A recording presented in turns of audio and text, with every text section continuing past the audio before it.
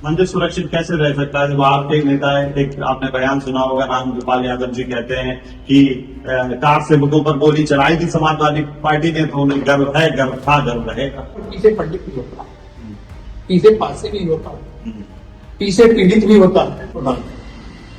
हमारी नजर में तो यहाँ सबसे बड़ा मुद्दा कृषि विश्वविद्यालय का है, क्योंकि कृषि प्रधान हमारा क्षेत्र है। तो ये कृषि विश्वविद्यालय, दो मुद्दे, शिक्षा के क्षेत्र में हम बहुत पीछे। वर्तमान सरकार ने वो वहाँ गौशाला एक संचालित की है, लेकिन उसकी स्थिति बहुत खराब है। कुमाया विधानसभा ब्राह्मण बाहुल्य विधानसभा है। इस वक्त हमारी मौजूदगी जनपद शाहजहांपुर की विधानसभा वाया में है और हमारे साथ मौजूद है समाजवादी पार्टी से पासी राजकुमार रावत जी। हम यहाँ से इस विधानसभा की क्या मुद्दे हैं, इस विधानसभा से किन मुद्दों पर चुनाव लड़ा जाएगा, इन तमाम चर्चाओं को लेकर आज हमारे साथ मौजूद है पासी राजकुमार रावत जी। बहुत बहुत स्वागत है आपका। बहुत बहुत धन्यवाद आपका, जो आपने हमें समय दिया है, इसके लिए बहुत बहुत धन्यवाद। आभार। और आपके सभी दर्शकों का धन्यवाद। आभार। सबसे पहले तो राजकुमार जी बताइए कि आप वाया विधानसभा से चुनाव की तैयारी कर रहे हैं, तो वाया विधानसभा से आप समाजवादी पार्टी से तैयारी कर रहे हैं, आपका राजनीतिक करियर कहाँ से शुरू हुआ, किस तरीके से राजनीति में आया? देखिए, मेरा परिवार, मेरी पारिवारिक पृष्ठभूमि कांग्रेसी रही है। मेरे पिताजी कुंवर जितेंद्र प्रसाद जी के बहुत करीबी व्यक्तियों में रहे हैं। वो लंबे समय तक कांग्रेस के यहाँ के अध्यक्ष रहे। पिता जी का देहांत वर्ष 2014 में हो गया। मैं अपनी वकालत करता हूँ। पिताजी के निधन के उपरांत फिर पिताजी के साथ ही वो लोग थे, क्षेत्र के लोग थे, उन्होंने कहा कि आपके पिताजी ने बहुत समाज सेवा की है, आप भी राजनीति की तरफ आइए। तो 2015 का जो पंचायत चुनाव आया, तो मैंने बिना किसी पार्टी के निर्दल रूप में जिला पंचायत का चुनाव लड़ा और मैं रनर रहा। बहुत करीबी स्तर पे मुझे चुनाव में पराजय मिली, और वो क्यों मिली है तो उस समय परिस्थितियां थी। तो लोगों ने मुझे बहुत लाइक किया, बहुत पसंद किया।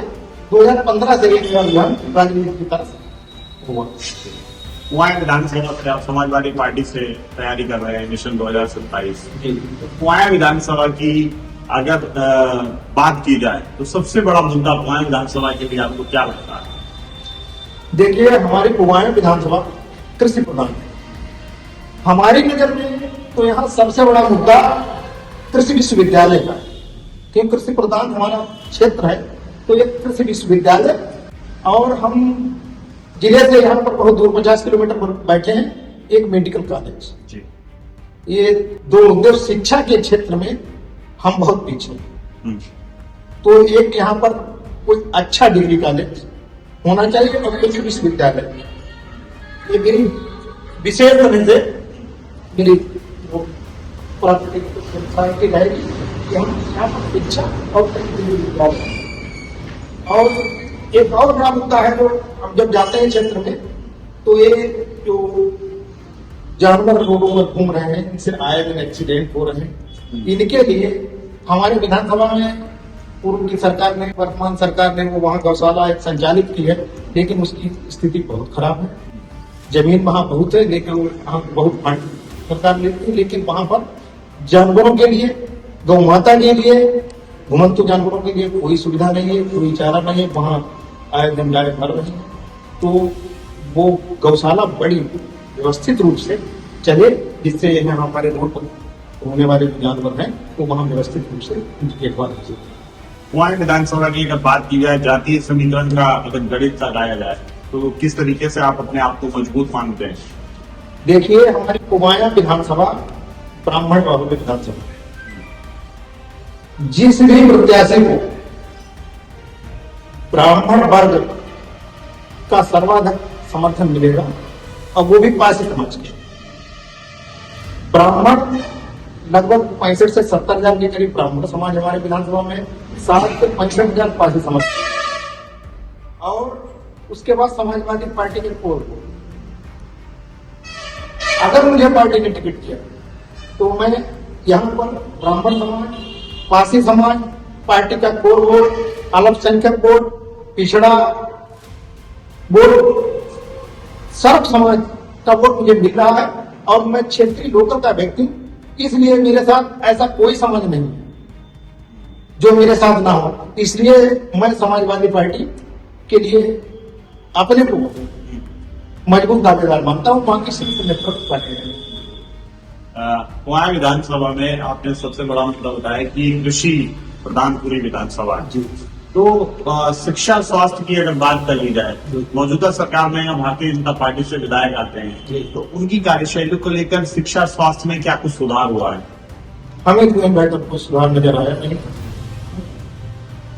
स्वास्थ्य केंद्र हमारे बंडा में है। अभी जब बरसात हो जाए तब आप उसमें मतलब जाएंगे तो 3 फीट पानी उसमें भरा पड़ेगा। शिक्षा के क्षेत्र में आप हमारे 33 स्तर गए, गन्ना किसान डिग्री कॉलेज है, उसकी स्थिति आप पेपरों में और बयानबाजी में अपना कुछ भी कहेंगे, लेकिन जो स्तर होना चाहिए वो स्तर वर्तमान की सरकार और वर्तमान के विधायक न शिक्षा के दे पाए न स्वास्थ्य के दे पाए। अखिलेश यादव जी लगातार पीडीए का नारा देकर पूरे प्रदेश में आपने देखा था 2024 में भी चुनाव लड़ा गया, पीडीए पर लड़ा गया। अब 2027 का विधानसभा चुनाव आ रहा है, तो पीडीए का साथ कितना मिल रहा है? पीडीए का साथ पूरा है। अब जैसे हमारी विधानसभा, अब लोग यहाँ मुद्दा जो आपने पूछा नहीं उठा लेते पीडीए कि आपने ब्राह्मणों को छोड़ दिया, जर्मन को छोड़ दिया। पीडीए में राष्ट्रीय अध्यक्ष ने ऐसा कुछ नहीं। पीडीए पर जहां जिस प्रकार की स्थिति है, पीडीए का पूरा साथ मिल रहा है, पिछड़ा अल्पसंख्यक दलित सब मिल रहा है। और कुआं जैसी विधानसभा जहां पर ब्राह्मण बाबू है तो वहां पर पीछे पंडित भी होता है, पीछे पासी भी होता है, पीछे पीड़ित भी होता है। इस तरह का जो भी व्यक्ति है वो सर्व समाजवादी पार्टी के साथ माननीय राष्ट्रीय अध्यक्ष जी के नेतृत्व में जुड़ना चाहता है, जुड़ रहा है। हमारी मांग देश का सबसे बड़ा मुद्दा पर आपको क्या लगता है? देश का सबसे बड़ा मुद्दा तो मुझे महंगाई लगता है। महंगाई खाए जा रही है हर किसी, चाहे वो किसी चीज की महंगाई हो, चाहे वो खाद्य सामग्री हो, चाहे वो डीजल पेट्रोल हो, चाहे वो शिक्षा हो, चाहे वो मेडिकल हो। महंगाई का हमारे हिसाब से बहुत ज्यादा। लेकिन आपके पार्टी के सांसद तो चंदा चोरी पर धरना दे रहे हैं, महंगाई पर तो कोई बात ही नहीं कर रहा है। देखिए, चंदा चोरी वो वर्तमान का मुद्दा है, महंगाई इनकी 10 सालों की सरकार से चला रहा है वो मुद्दा है। चंदा चोरी आज उन्होंने की है, तो महंगाई पर तो कोई भी बात नहीं कर रहा, आपकी पार्टी भी बात नहीं करती है। देखिए, बात हो रही है, हो सकता वो हाईलाइट ना हो रही हो। अब जो मामला जिस तरह चलता है, जैसे यहाँ पर महंगाई पर संसद में लिखता है, ठीक है, वो संसद में जो लोग बैठे हैं वो, लेकिन अब जैसे चंदा चोरी की आपने बात की, अब यहाँ से आप रोड से निकलेंगे तो यहाँ जब एक्सीडेंट हो जाएगा तो आप एक्सीडेंट पे चर्चा करेंगे। तो जो वर्तमान का मुद्दा चंदा चोरी है, तो इसलिए सबसे ज्यादा उस मुद्दे पर हमारी राम मंदिर में चंदा चोरी हुआ, इसमें क्या कहना चाहते? राम मंदिर में चंदा चोरी जो हुआ है, हम तो यही कहेंगे जो भगवान के नाम पर सरकार में आए हैं, अब उन्होंने भगवान के नाम पर वोट लिया है, भगवान राम को जो सुरक्षित नहीं रख पाए हैं वो हमारी जनता को सुरक्षित नहीं रख पाएंगे। इसलिए इस बार वो हमारी जनता को सुरक्षित रहने के लिए छोड़ दें, हम लोग आएंगे, समाजवादी सरकार आएगी, वो मंदिर भी सुरक्षित रहेगा, महागठबंधन भी सुरक्षित रहेगा। मंदिर सुरक्षित कैसे रह सकता है जब आपके नेता है, एक आपने बयान सुना होगा, रामगोपाल यादव जी कहते हैं कि कार से लोगों पर गोली चलाई थी समाजवादी पार्टी ने, तो उन्हें गर्व है, गर्व था, गर्व रहेगा। दौर क्या था, इसने चलवाई थी, उस दौर में मैं तो एक्सेप्ट कर रहे हैं ना सदन में, बड़े नेता है वो कर रहे हैं, वो समाज आप भी उसी पार्टी से, हम उसी पार्टी से पूरे, लेकिन हम छोटे से कार्यकर्ता है, मेरे स्तर का सवाल है। आपका विजन क्या होगा 2027 को लेकर? हमारा विजन है हमारी विधानसभा में कृषि विश्वविद्यालय, मेडिकल कॉलेज और शिक्षा, इन चीजों में सबसे अग्रणी 2027 विधानसभा चुनाव के लिए क्या रणनीति बना रही है, तैयारी हो चुकी है? देखिए, 2027 के विधानसभा चुनाव के लिए हमारी व्यक्तिगत तैयारी में आप पूछेंगे तो मैं सर्व समाज में जा रहा हूँ, सर्व समाज मेरे साथ है और हमारा पार्टी संगठन प्रत्येक बूथ पर अपना गठन कर रहा है, प्रत्येक बूथ से अपनी टीमें तैयार कर रहा है। और इस बार तैयारी हमें नहीं करनी है, इस बार 2027 की तैयारी समाजवादी पार्टी के लिए जनता कर रही है, जनता कर रही है। तो जनता को बना चुकी है 27 के लिए, तो ये तो जवाब जनता देगी कि इस बार जनता की तैयारी कर रही, हम लोगों को तैयारी नहीं करनी। हम लोगों का इंतजार है शीर्ष नेतृत्व का टिकट घोषित हो और वो सिंबल लेके व्यक्ति बीच में जनता की बन जाए। 403 विधानसभा सीटों पर चुनाव होना है। 403 विधानसभा सीटों पर क्या लग रहा है समाजवादी पार्टी कितनी सीटों पर जीत हासिल करेगी? देखिए, ये जो नीट है, जीत है, जिस पर जो धरना अभी दिल्ली में हुआ है, इससे पहले तो समाजवादी पार्टी उत्तर प्रदेश में 250 सीटें जीती है।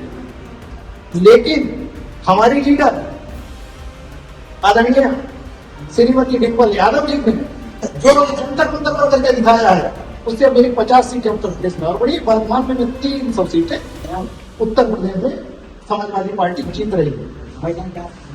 छात्रों ने धरना किया था जंतर मंतर पर, आपने भी कहा किया, तो सीजीपी का ये धरना, कांग्रेस जनता पार्टी एक तथाकथित पार्टी बनाई गई है, पार्टी ने धरना किया, तो उस पर आपने क्या कहना है? धर्मेंद्र प्रधान ने इस्तीफा भी दे दिया।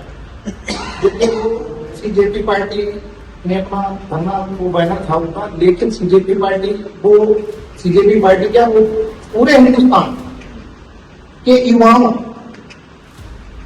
की मांग थी और पूरा हिंदुस्तान उस प्रोटेस्ट में शामिल हुआ। वो सीजेपी पार्टी का वो तो हिंदुस्तान के युवाओं का धरना था, तो युवाओं के सामने सरकार को झुकना पड़ा। और रही बात शिक्षा मंत्री का इस्तीफा उन्हें बहुत पहले नहीं देना चाहिए था, लेकिन वो रोड भी आ रहा था, इस्तीफा उन्होंने दिया, देर से दिया, सरकार को झुकना पड़ा। और अन्य देश ऐसे मुद्दे हैं जिनमें सरकार जब गलत कर रही गलत काम करेंगे तो आपको झुकना पड़ेगा। तो ये इस्तीफा उनका देश में आया तो है, लेकिन बहुत लेट है। मोहम्मद अली जौहर यूनिवर्सिटी पर अभी कुछ बिल्डिंग्स को ध्वस्त करने का आदेश आया था, लेकिन कोर्ट ने उस पर रोक लगा दी है। तो आपके समाजवादी पार्टी से कुछ विधायक, कुछ नेता लोग वहां पर गए थे, उसका बचाव करें जी। मोहम्मद अली जौहर यूनिवर्सिटी को उत्तर प्रदेश की सरकार एक नाम से क्यों देख रही? उत्तर प्रदेश की सरकार को उस यूनिवर्सिटी को शिक्षा का मंदिर के रूप में देखना चाहिए। ये बात बताइए, उसको ध्वस्तीकरण का आदेश कर दिया आपने, क्या वहां क्यों कर दिया? क्या उसके मुखिया जिस हफ्ते कर दिया?